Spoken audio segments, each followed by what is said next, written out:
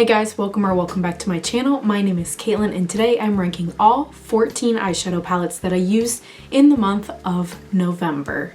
Before we get too far into the video, if you have not already, I would love it if you would consider subscribing. I upload videos twice a week. It's totally free to subscribe and I would love to have you back again on the channel.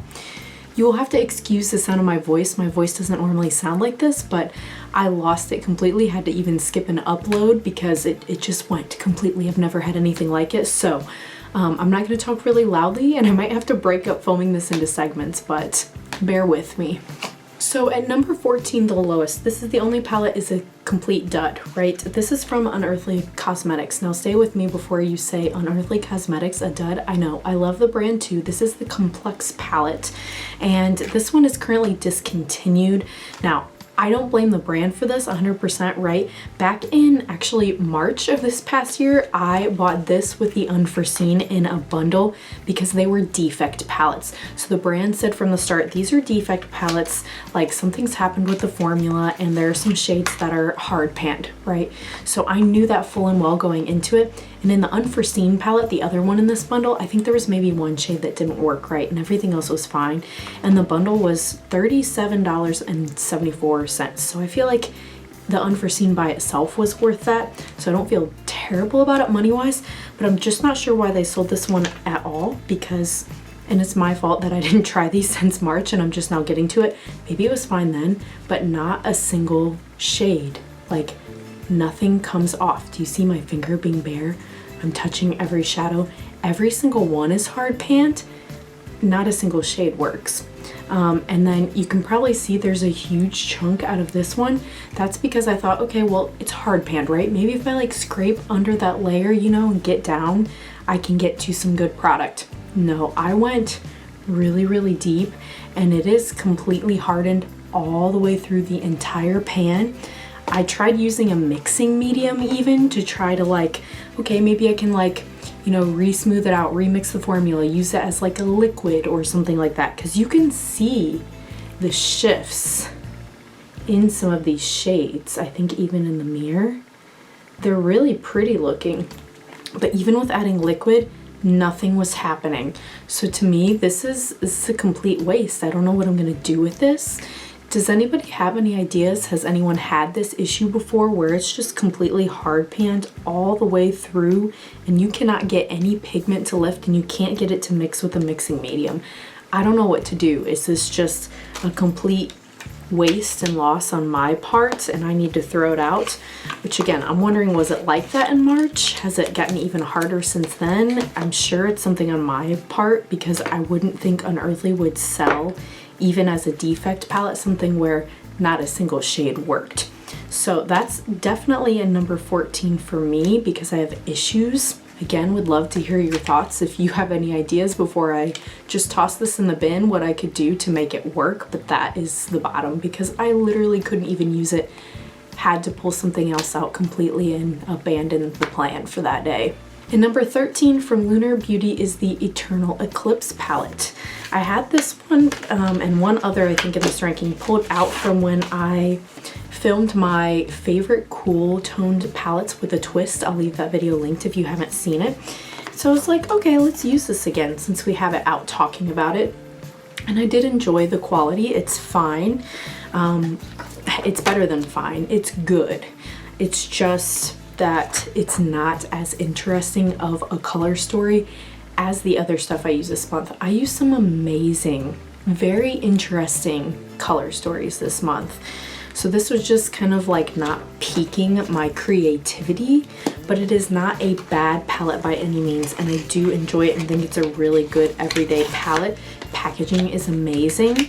So again, not bad, but in these rankings, even good stuff sometimes gets ranked low because something has to be at the bottom.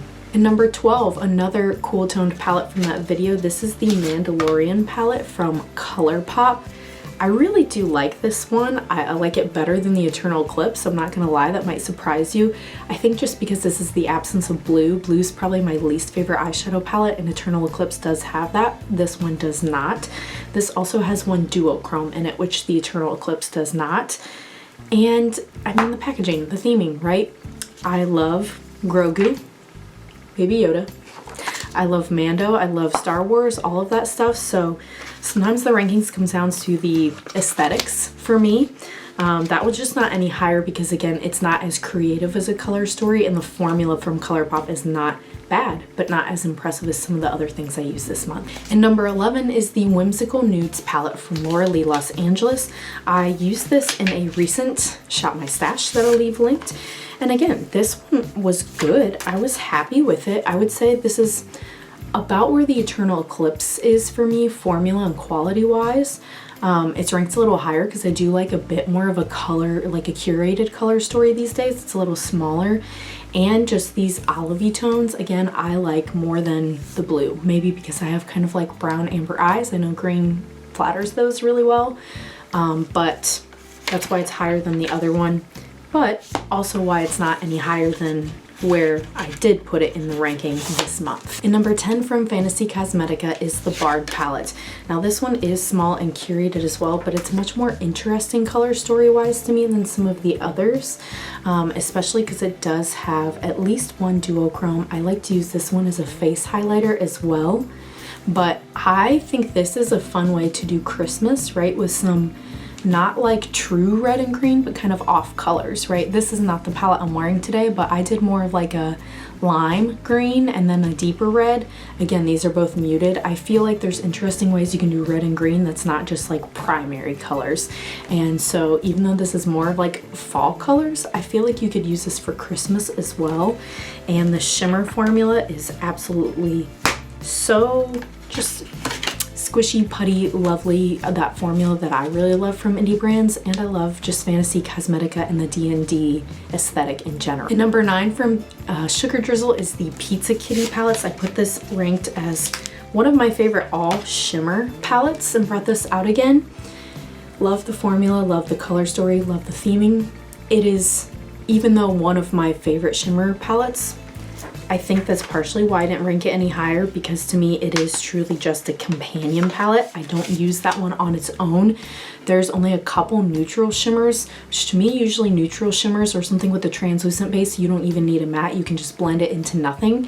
But some of these more colored shimmers, you do, in my mind, need some kind of matte or something to kind of blend it, so it's not just an abrupt ending of the shimmer and it's not just a one and done. But I do love this one so much. And I think I'm on to number 8 from Bella Beauté Bar. I think that's how you say the brand. The Strange and Unusual palette. I've had this for a while and just now finally got around to using it, and I really enjoyed it. I understand the hype that everybody's talking about.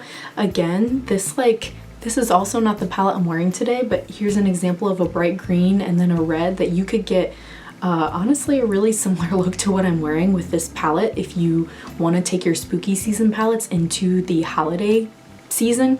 There's possibilities here. You just have to look because they're not necessarily arranged in a way you would see it right off the bat, but it's there. And I actually played a lot with the blues in this one after I just said blue's not my favorite color. But I do like a pop of blue mixed with other things. And I think I mixed it with more of like this Beetlejuice purpley, like a blue purple look. I haven't used this one a ton. I really want to play with these oranges particularly. But this is what I'm talking about when I say an interesting Color Story. To me, this is interesting. It creates different possibilities in my mind that some of those more neutral palettes, you're just not going to have fun color combinations in my opinion. Number 7 from Salem Cosmetics is the Salem and the Witch palette. I haven't gotten to play with this one a ton either, but I did do a look I'll leave linked with this one, and the holochromes are really what makes this one higher for me personally. The mattes were just fine. Some of them were a little more satiny feeling, but I love that there's different textures of shimmers in here, and there are a couple holochromes. I'm really glad they revamped this. I don't know if I would have been interested in the original iteration of this palette, but this is the revamped, re-released version with the holochromes, and I love this one. It makes me want more holochromes for sure. I think the only reason I didn't rank this higher is because it does lean very just like pink, green, purple. I feel like you're just kind of stuck in that realm a little bit, which there's nothing wrong with that, and it does go light to dark and have contrast, which I love. I don't know, there's just, for whatever reason, the other palettes pulled my interest a little bit more I used this month. Love this one a lot, can't wait to play with it. And like, this is my preference today. Ask me tomorrow, I might have ranked these different, right? A lot of it just comes down to what have I been reaching for the most this month. This one I've been reaching for a lot this month, and I reach for, I feel like, every month a lot. This is from Glaminatrix. It's the Nearly Natural palette. The palette's not available, but I do believe you can get all of these as singles if you're interested. This one, even though it's neutral, it keeps getting ranked so high, guys, because of the insane amount of reflect in the shimmers. It is so reflective, so stunning. I wore this for my engagement photos. They turned out beautifully. I can't say enough things about how glamorous and glitzy this is without, of course, it's not pressed glitters. So this is just the shimmers are what ranks this so high for me. In number 5, from Unearthly Cosmetics, the Weirdos palette. See, I love Unearthly Cosmetics. It's nothing against it, what I said earlier. That palette was just, it was a dud for me completely. Now this isn't the different packaging than the original one, but I was able to snag this. They had a few that came back in, and here's what it looks like. Again, an interesting color story to me. Also another one where you have Christmas possibilities. I did not mean this video to turn into that, but like, you have a red and then you have a couple different like off green possibilities that I think you could make a Christmas look with this one too, and take your spooky palette into Christmas season. I also like that I feel like there is some light to dark depth with this one too. You can create something kind of neutral-ish, right, with this like kind of dusty purple, I feel like, and then just going in with like a couple of these shimmers. You could get something light that's not too like crazy colorful. But another very, to me, interesting color story that just like really gets the creative juices flowing and the color combinations. Like, it makes me think, and I like that. Okay, I think I screwed up my numbers somewhere and skipped one. This one is number 4. Sorry about that. I know I have 14 in total and it's still lowest to highest. This is the Resurgence palette. This is their collab from Unearthly Cosmetics with Heather Austin. This is what I'm wearing today. I'm wearing the blush, like highlighter situation. I'm wearing the gloss. I'm wearing this, like the full collection I am wearing today. I am so happy I finally got to pick this one up when they had their like pre-Black Friday sale, and this was discounted because originally I was like, it's just too much, I can't, but it was on sale. So I used like a bright green in the inner portion and this red, and then I have Solar Symbol, the shimmer, to kind of connect the two. I used Beetle as some liner. I put a little bit of Life in the inner corner. I even have some of Cerambus in the crease, and I'm so obsessed with this look. I love it. I feel like this is gonna have to be worn to like one of my Christmas concerts I direct, or a party or holiday gathering or something. This one really, it just impressed me more than I thought it would, and I don't know why I say that, because Heather Austin created it. Of course it's gonna be great. Of course it is. I mean, look at her Adept Cosmetics collab. How could this be any different? Even though it's a different brand, it's the same great creator. But I was just really impressed with this one. Speaking of Adept Cosmetics, and number 3, I put the Plain Jane palette. Now this is also an all shimmer palette, but unlike the Pizza Kitty, this is one where it has a lot of these neutrals that I feel like you can do a one and done. You don't need any other mattes to make the look work. And you can use it as a standalone all shimmer like palette. That's just my personal opinion. I think that even some of these colored ones, the base is translucent enough that you can pat it out and just get like a nice ethereal look, and you don't have to have a matte or anything like that the way you would for some of those Pizza Kitty shimmers. This one I just used so much it had to be ranked high. And number 2 from Ensley Rains Cosmetics is the Flower Moon palette. I just still love this one so much. I actually use this a lot for work. I usually do like Renew in the outer corner and just pick a shimmer and do that on the rest of the lid, liner, and I'm done, like 2 shades. So I love the convenience of that. And the quality of this one. Ensley Rain is up there in price, but I'm telling you, I have not been disappointed with what I've gotten. And number 1, this has been number 1 before, here we are again, the Midwinter Dream palette from Ensley Rain Cosmetics. This one was a collaboration with Brittany Huffman. It's just the color story, and we're getting into that winter time again.